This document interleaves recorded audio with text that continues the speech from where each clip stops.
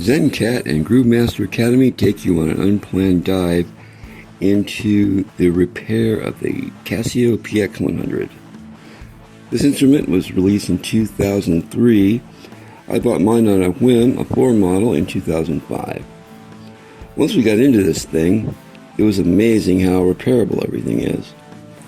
There's a little caveat: the beginning of this video was shot on a phone that vanished, so we were looking at some of the pics of the broken bits after partial disassembly. Living in a micro apartment with a wife unit and a couple of felines, I suppose it was inevitable someone took a tumble, and one of the cats zigged when I zagged down with the keyboard, and we have a bunch of broken keys. So, just for reference, this is what the keyboard looks like. Yeah, I bought this on a whim. I paid $500 for it at Guitar Center in Bakersfield, way back, and it's come in handy. Back in the day, I used to have, I'd play piano, lounge piano for an hour and a half somewhere, for a happy hour, and then I'd go off to my regular night gig. And if I had a regular gig, I could just leave this thing there, and then leave my keyboard rig with the band. That came in handy a lot, and I can't turn it on. I know you guys can hear it, but it is powered and it has these speakers, and it actually sounds pretty good. And the keyboard feels good too, so more so than you would think. And I'm pretty critical of keyboards, so it was a really good, sweet buy. And the speakers sound decent, and you can just plug it in and practice with it in the apartment, which has again saved me many times. So very good buy. It's very old-fashioned looking, but everything still works. It's got a basic volume. Ooh, wow, that's a harsh light to see all that dirt. It's going to really clean. Woohoo! Going to clean that up. Yeah. That's 20 years worth of dirt out of that. So it just has basic reverb and chorus that you can turn on and off, and then this control just you have to hold the control down if you're going to turn the tempo up or down here. And it's got a basic drum beat thing and a basic 2-track recorder, and of course library tunes, right? Demo. That basically be a demo. So it was not bad for the day. I really didn't buy it for any of this. I've never really used any of this other than, obviously I use the reverb and the chorus. They're not bad actually, and I use have made extensive use of the metronome, which it's not a bad metronome either, but it's a pain because you do have to, turn the metronome on, and then anytime you want to change the tempo, you have to hold down this control button and go up or down over here. So anyway, that's a tour of the Casio from the 80s. Don't even remember the model number. Okay, I think Patty's going to make a move here. Patty's making a move. Might be able to just do it this way.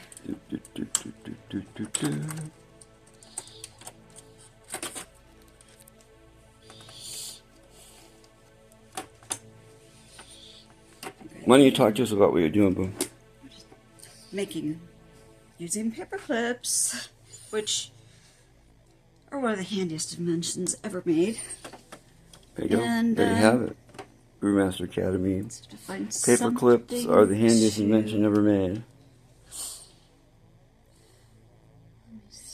Okay, so you've unbent a paper clip there.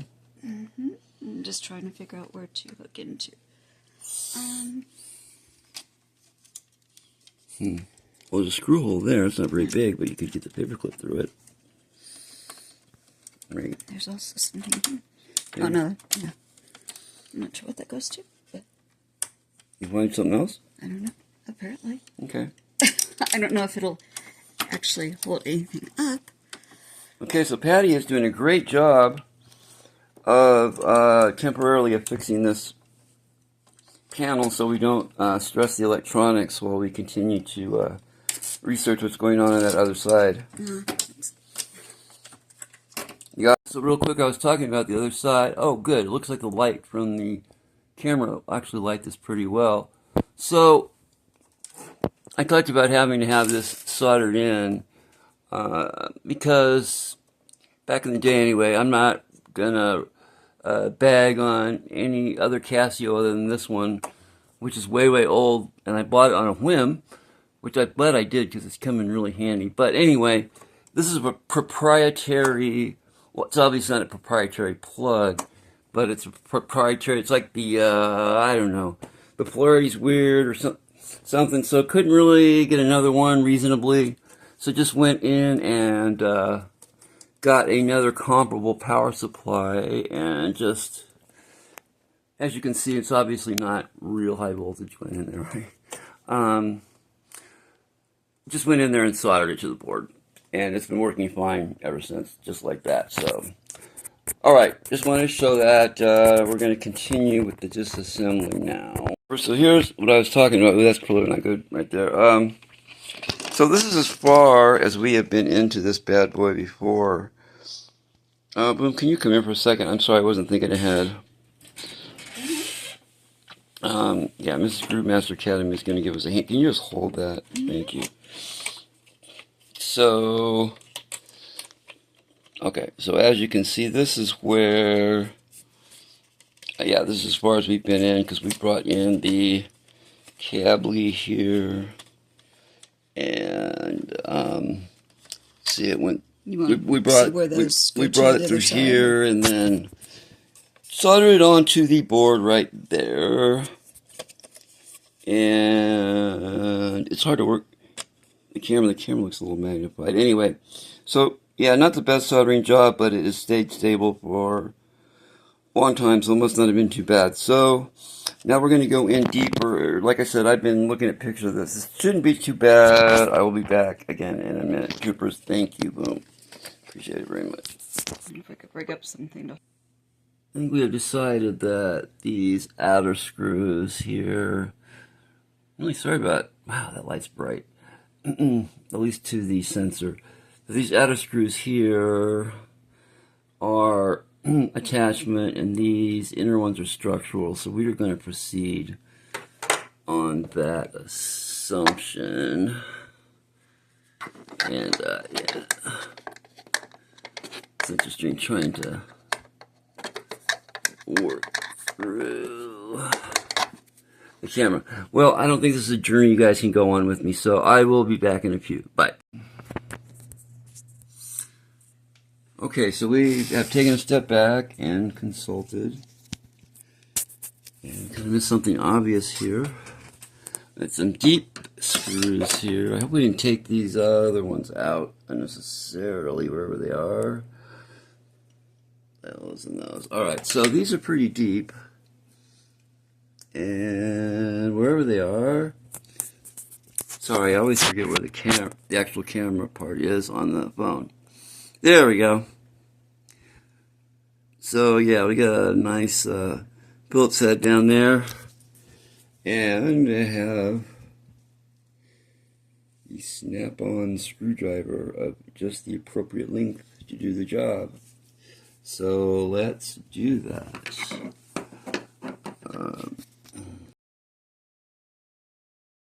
As you can see, a full-size keyboard, even though it's, at least for the time, about as small as you can make it. I mean, it's not any longer than, you know, other than the end caps, not any longer than it needs to be. It'd be an 88 keyboard. Look at that way down there. Okay, so I'll be back to you. We're going to take our stubby screwdriver here, which is very handy, and pop out, hopefully, the attachment screws and not the keys that are structural to holding the key bed in. I'll be back with you troopers in a second. As I was saying before my thumb turned off the video, so I was taking this apart.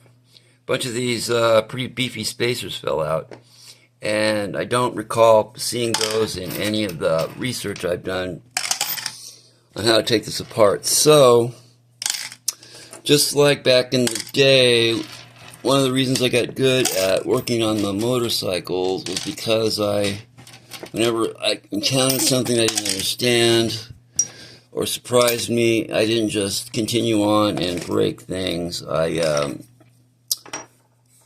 did not just continue on and break things.